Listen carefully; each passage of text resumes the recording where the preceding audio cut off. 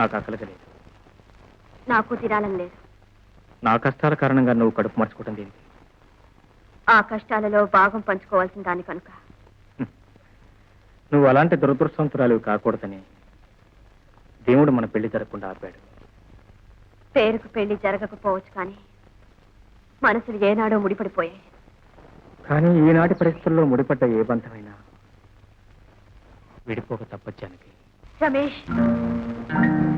అవును జానకి, మళ్ళీ నా చెల్లెలు మామూలు మనిషిగా మారటం కళ్ళారా చూడాలనే ఆశతోనే తప్పించుకు తిరుగుతున్నాను. కానీ లేకపోతే ఎప్పుడో పోలీసులు పట్టుబడి ఉండేవాడిని. ఇప్పుడు కూడా వాళ్ళు ఏ క్షణంలో నన్ను పట్టుకుంటారో నాకే తెలియదు. తరుముకొస్తున్న చట్టం నుంచి పరిగెడుతున్న నేను ఎలా పెళ్లి చేసుకోగలను? నా మాట విని నన్ను మర్చిపోయి మీ ఊరు వెళ్ళిపో. గడప దాటిన కన్న పిల్లకి గండిపడిన ప్రవాహానికి తిరిగి వెనక్కి వెళ్లే అవకాశం లేదండి. ఇల్లు వదిలి పారిపోయిన పిల్లగా ముద్రపడ్డ నేను అక్కడికి ఒక ఇల్లాలుగా తప్ప వెళ్ళలేను. కావచ్చు జానకి, కానీ నువ్వు నన్ను కట్టుకున్నాక నన్ను పోలీసులు పట్టుకుంటే నువ్వేం చేస్తావు? మిమ్మల్ని రక్షించుకోవడానికి న్యాయం ముందు నిలుస్తాను. మిమ్మల్ని దక్కించుకోవడానికి దేవుడితోనైనా పోరాడతాను. నువ్వెంత పోరాడినా, ఎంత ఆరాటపడినా హత్య చేసిన మనిషికి ఉరి శిక్ష తప్పదు. ఒక ఆడదాని శీలాన్ని మట్టిపాలు చేసిన నీచుడిని హత్య చేయడం నేరం కాదు. మీకు చెల్లెలు జరిగిన అన్యాయాన్ని కోర్టులో బయట పెడితే. జానకి, ఆనందకు చెప్పిందని నీకు చెప్తున్నాను. నా చెల్లెకి జరిగిన దారుణం ఈ ప్రపంచానికి తెలియకూడదు. ఎప్పటికైతే రహస్యంగానే ఉండిపోవాలి. ఏనాడు అది నీ నోటి నుంచి బయటపడకూడదు. ఈ విషయం బయటపెట్టి నన్ను రక్షించాలని ప్రయత్నం చేశావో మరుక్షణమే నేను ఆత్మహత్య చేసుకుంటాను. ఒక అన్నగా చెల్లెల మీద ఉన్న ప్రేమతో మీరు తీసుకున్న నిర్ణయం చెప్పారు. ఒక ఆడదానిగా మీకు మనసు అర్పించిన నేను తీసుకున్న నిర్ణయం చెప్తాను, వినండి. ఒక్కరోజు బ్రతికినా మీ భార్యగా నేను బ్రతకాలి, లేదా తక్షణం మరణించాలి. అవునండి, మీ భార్యగా, మీ జీవన భాగస్వామిగా ఒక్కరోజు ఉన్నా చాలు. ఒక జన్మంతా ఆనందంగా గడిపినంత తృప్తి లభిస్తుంది నాకు. వద్దు జానకి, అర్థం లేని కారణంతో నీ జీవితం వ్యర్థం కాకూడదు. నిండుగా నూరేళ్లు దీపంలా వెలగవలసిన నువ్వు అర్ధాంతరంగా ఆరిపోకూడదు. నా మాట విని. దైవం ముందుండే దీపానికి ఆ దైవమే లేనప్పుడు వెలగవలసిన అవసరం లేదు. రండి, చూడండి. పెళ్ళైన ప్రతి ఆడది తల్లిని కోరుకునేది ఏమిటో తెలుసా? తన మాంగళ్యం స్థిరంగా ఉండాలని, తన భర్త దీర్ఘాయుష్తో మిగలాలని, తను ముత్తైదుగా వెళ్ళిపోవాలని ప్రార్థిస్తుంది.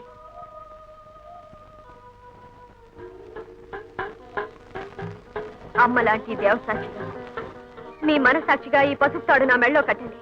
ఇదే మిమ్మల్ని కాపాడుతుంది. నువ్వు కట్టమంటున్న ఈ పసుపు తాడు నీ మెళ్ళో ఉరుతాడే కావచ్చు. నా మాట విను. మన ఇద్దరిది ఒకటే మాట, ఒకటే బాట. మిమ్మల్ని దక్కించుకోలేని రోజున ఇది ఉరితాడై నన్ను మీ దగ్గరికి చేర్చాలనే నేను కోరేది. ప్రేమించిన మనిషిని కట్టుకోలేకపోయానన్న ఆవేదనతో, ఆడదానికి అతి పవిత్రమైన భార్య అనే స్థానం పొందలేకపోయాననే అశాంతితో, ఇక ఈ బ్రతుకి అర్థం లేదనే నిర్ణయంతో మీరు నన్ను వదిలి అడుగు వేసిన మరుక్షణంలో ఆత్మహత్య చేసుకుంటాను.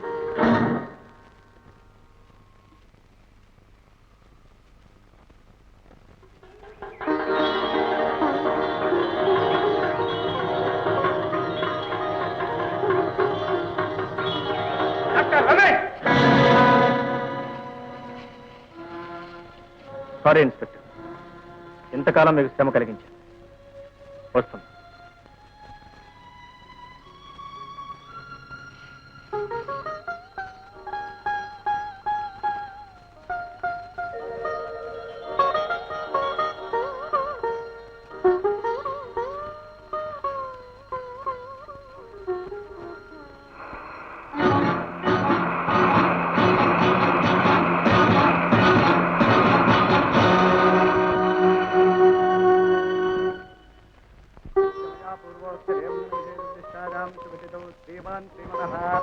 అతను ఎవరి పేరు మీద చేయమంటారు? లక్ష్మి పేరు మీద. కాదు, రమేష్ పేరు మీద. ఏ గొడవ లేకుండా స్వామి పేరు మీద జరిపించండి. స్వామి పేరు మీదే జరిపించండి. అలాగే. లక్ష్మి, ఇక్కడికి వస్తే నీకు ఏదైనా గుర్తొస్తుందా? ఏమో, ఏమిటో తెలియటం లేదు. కానీ ఎప్పుడో ఎవరితో వచ్చినట్టు ఏదో అనిపిస్తుంది.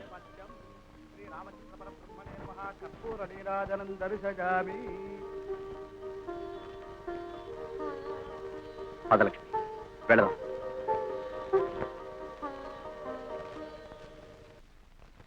డాక్టర్ ఆనంద్ ఎక్కడ? డాక్టర్ ఆనంద్ గారు ఇక్కడికి వస్తా ఉన్నారు. మిమ్మల్ని ఇక్కడే ఉండమన్నారు.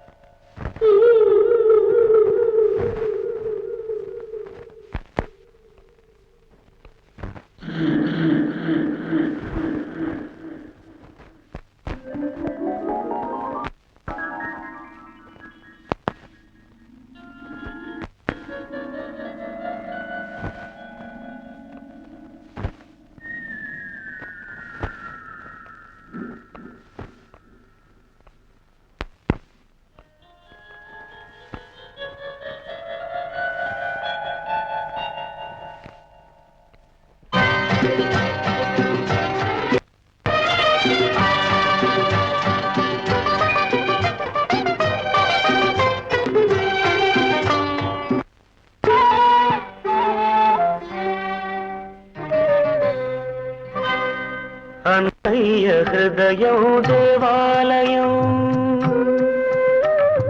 చెల్లెలి ఆగుడి మణిదీపం. అన్నయ్య హృదయం దేవాలయం,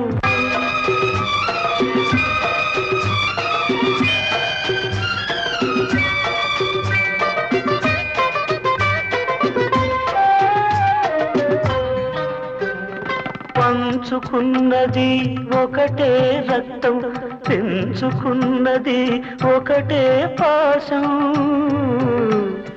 పంచుకున్నది ఒకటే రక్తం, పెంచుకున్నది ఒకటే పాశం. బ్రతుకుతున్నది ఆ పాశం కోసం, బ్రతుకుతున్నది ఆ పాశం కోసం. కోరుకునేది ఇద్దరి క్షేమం. అన్నయ్య హృదయం దేవాలయం, చెల్లెలి ఆగుడి మణిదీపం. అన్నయ్య హృదయం దేవాలయం.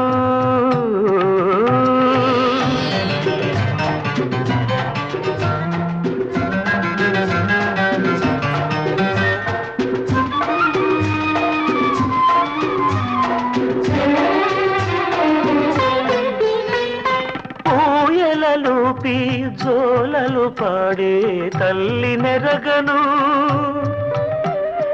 మోసుకు తిరిగి ముచ్చట తీర్చే తండ్రి నెరగను.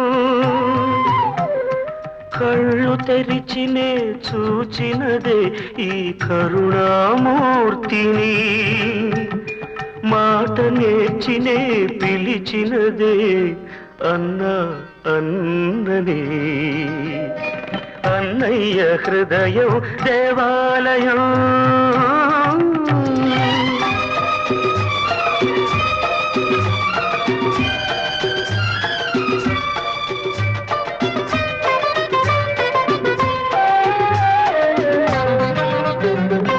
కృష్ణుడు పలికిన గీతావాకు వేదం అయినా ఎందుకు నాకు?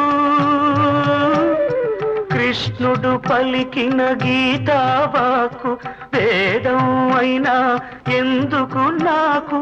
నా పాలి వేదం అన్నయ్య పలుకు, నా పాలి వేదం అన్నయ్య పలుకు.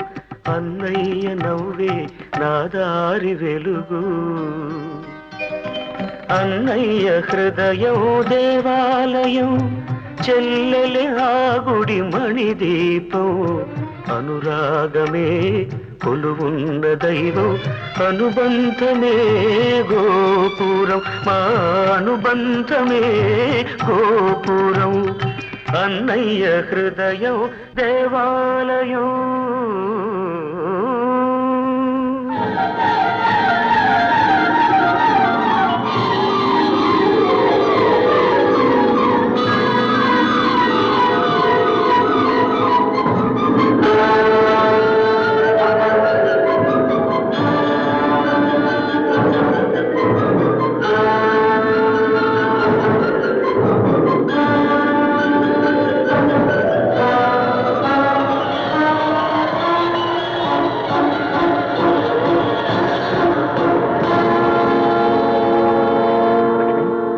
లక్ష్మి,